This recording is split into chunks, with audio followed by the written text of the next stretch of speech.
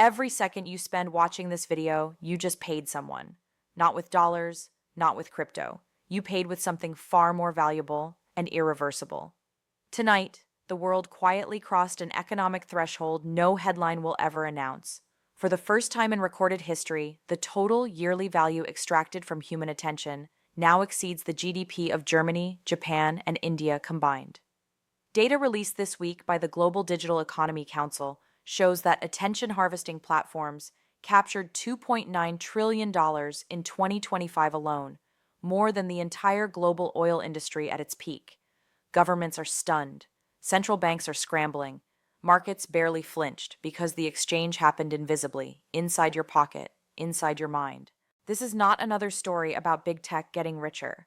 This is the moment the oldest form of human currency, attention, completed its transformation into the dominant invisible money of the 21st century.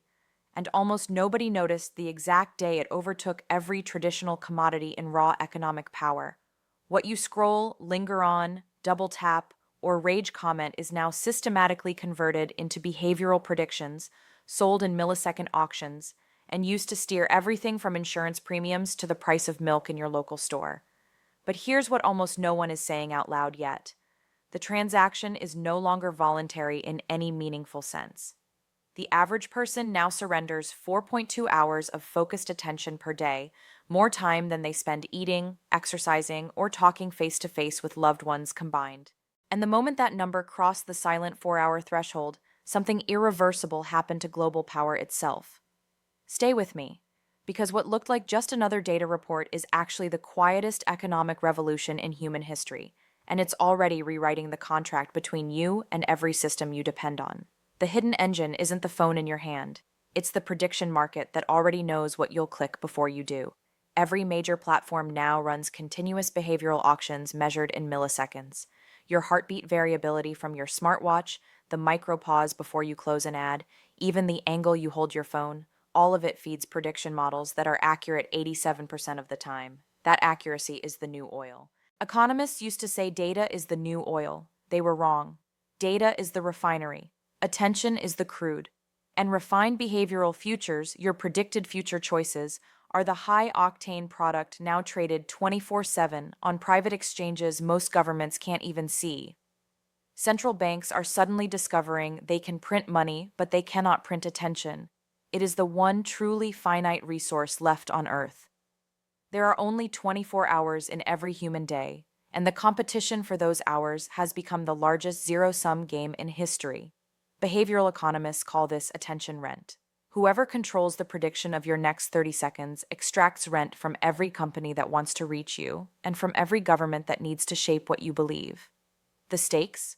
Whoever owns the most accurate model of collective human focus effectively owns the steering wheel of modern civilization.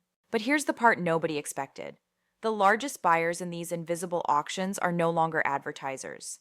They're sovereign wealth funds, pension systems, and reinsurance giants who discovered that betting on mass behavior is now less risky than betting on bonds, gold, or real estate.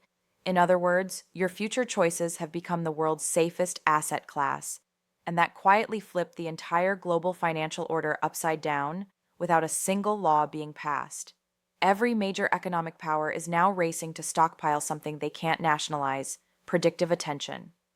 Scandinavian countries quietly shifted pension reserves into behavioral funds. Gulf states that once hoarded oil are now hoarding server farms cooled by desert night air.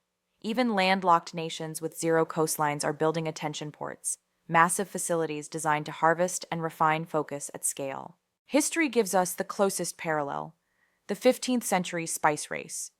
European powers fought wars over physical routes to nutmeg and pepper because whoever controlled the scarce commodity controlled wealth itself. Today, the scarce commodity is no longer grown on trees. It's grown inside 8 billion human minds. Behavioral economists point to the scarcity premium. When something is truly finite and non-substitutable, its price curves toward infinity. Human attention now meets both conditions. You cannot 3D print it. You cannot mine it from asteroids, and every minute spent is gone forever. The psychological insight is darker. Once a system learns it can influence belief at scale by owning attention, walking away becomes structurally impossible. The same commitment and consistency bias that keeps people in bad relationships now keeps entire societies scrolling. It gets deeper. The same models that predict what video you'll watch next are now being stress tested to predict and quietly shape how entire populations will react to interest rate changes, food price spikes, or migration waves. And the most sophisticated players have already moved past harvesting attention. They've begun engineering the conditions that guarantee its future supply. Here's what this means for an ordinary family right now. Your teenager's 6-hour TikTok habit isn't wasted time, it's collateral. The predictive value of those 6 hours was sold 4,000 times before breakfast, quietly raising the family's health insurance risk score, adjusting the targeted price of everything you buy, and feeding stability models used by institutions that decide whether your currency stays calm tomorrow. Workers discovering they're suddenly uninsurable or denied loans aren't imagining it. Their attention profile, too much doom scrolling, not enough financial content consumption, has already been priced in. Markets remain calm only because the new asset class is still invisible to traditional dashboards. But when pension funds disclose that 18 to 22% of their portfolio is now behavioral futures, the word bubble will feel quaint. The part no mainstream outlet is discussing yet. A handful of jurisdictions have already begun treating concentrated attention reserves the way Switzerland once treated gold, neutral, untouchable, and geopolitically decisive. Because while the world argues about interest rates and tariffs, the real transformation is already unfolding somewhere else.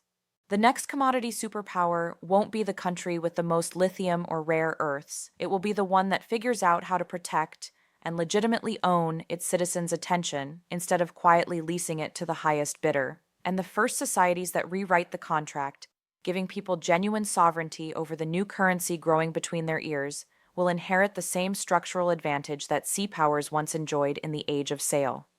The age of attention has arrived. Your mind is the new territory, and the quiet land grab is already over.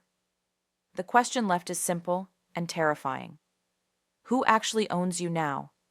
If you think the answer is still myself, wait until you see what's coming next, because the next phase isn't about harvesting attention anymore, it's about engineering desire itself, and the first prototypes are already live. Next, the Desire operating system, how 9 companies learned to install preferences directly into human reward circuits, and why 2026 will be the last year anyone remembers wanting something spontaneously.